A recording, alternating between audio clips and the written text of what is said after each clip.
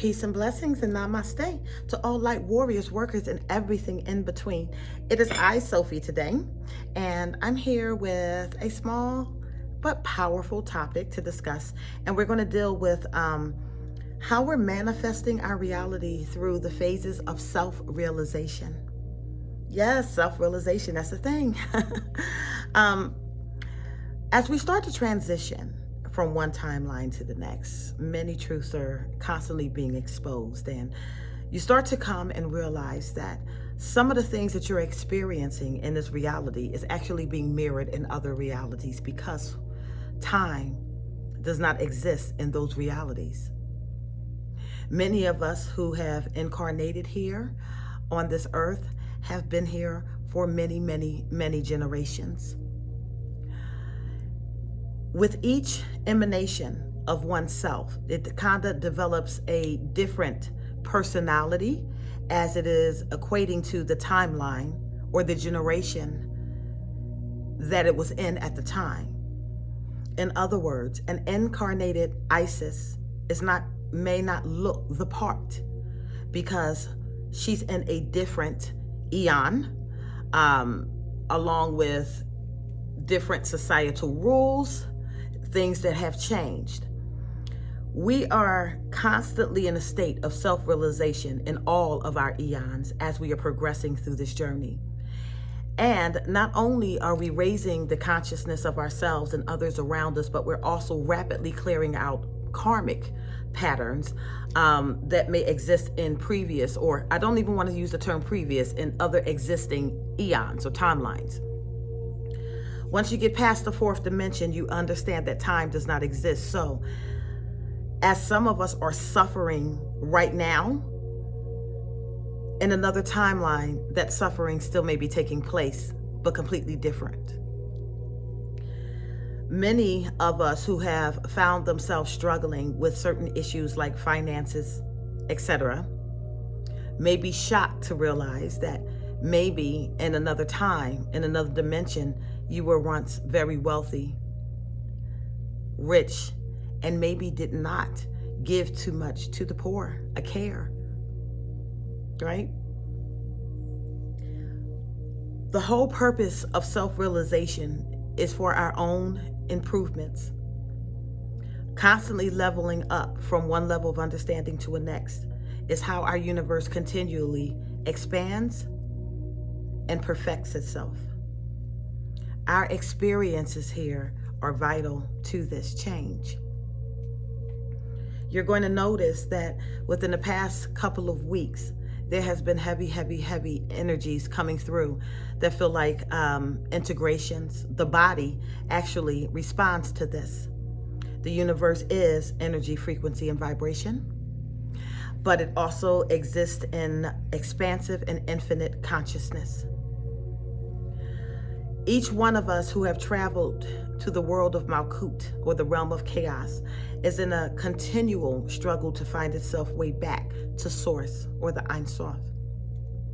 While we are going through this, we are traversing many obstacles, trying to simply remember. What are you comparing your journeys to? Are you comparing your journeys to others? Are you dissatisfied with the state that you're in right now, or the circumstances that you are in right now? If this is the case, chances are you are not alone. There are many of us who are striving for this exact same thing. We put in a lot of work through maybe plenty of years or even eons, and we're now waiting for the fruits of our labors to manifest.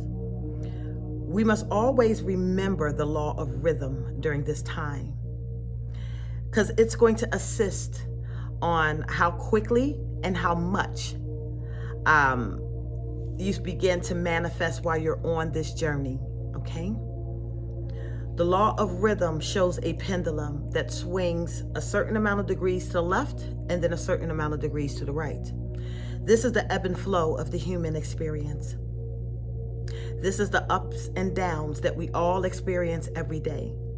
And the easiest and quickest ways to get out of this is to be able to identify when the pendulum has reached its pinnacle and is getting ready to swing in the opposite direction.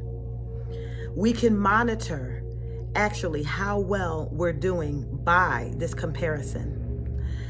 For each swing, it is exactly measured by the swing of the opposite direction. In other words, if your pendulum swings to the left, where you was raising the amount of hell that you could possibly have raised, then when it starts to swing to the right, that is the reconciliation of that hell. Okay? And it's always going to be in equal measures.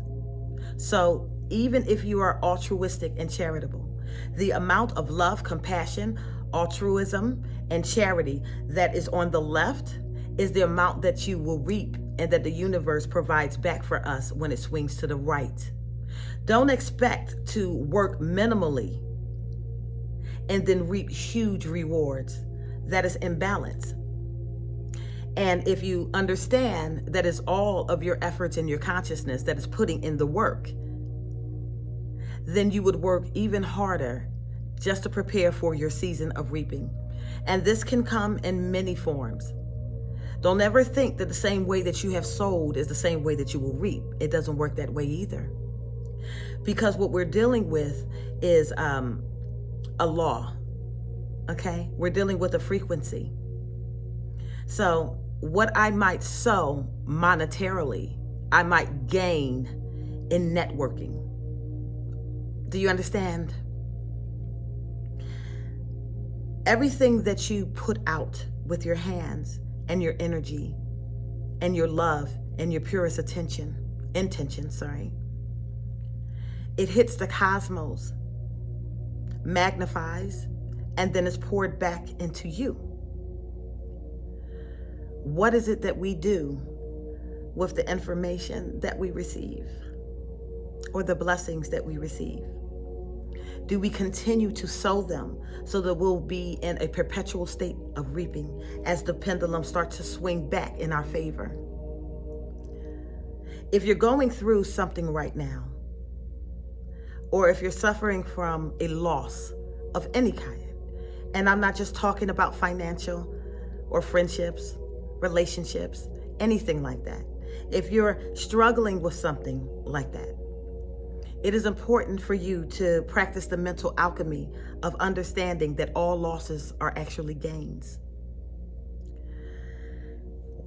Just because the gain is not the exact same as the loss does not mean that it's unequal in quality or unequal in quality.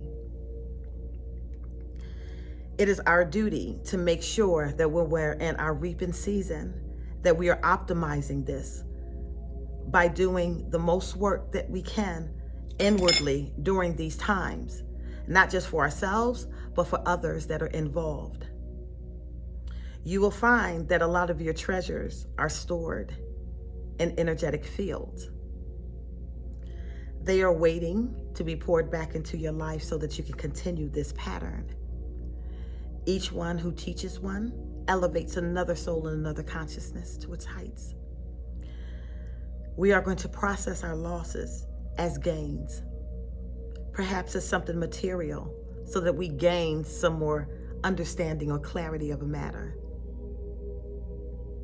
The way that you process your journey definitely determines its outcome and its output. Who is involved with you and who will no longer be involved with you.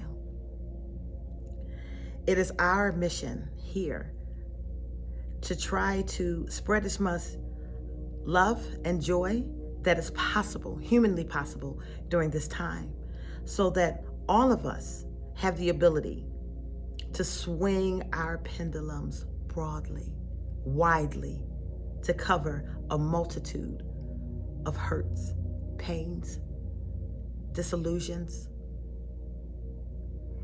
In this process of healing, a lot of negativity are still going to manifest itself from inward. A lot of things that you thought that you dealt with may resurface again.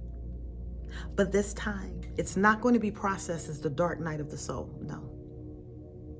This time, it is viewed and acknowledged as part of self, transmuted, and then shown brightly. It is important also during this time to maintain control over your emotional body, your mind. Practice levels of consistency with people, with yourself, with your loved ones, with your community.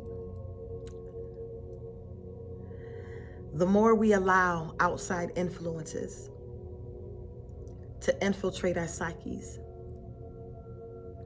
the more weak we become when it's time to get things moving.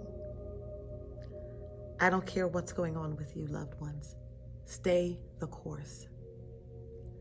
Wait for the pendulum swing and get ready to ride it out. I am Sophie, and I love you all. Bye.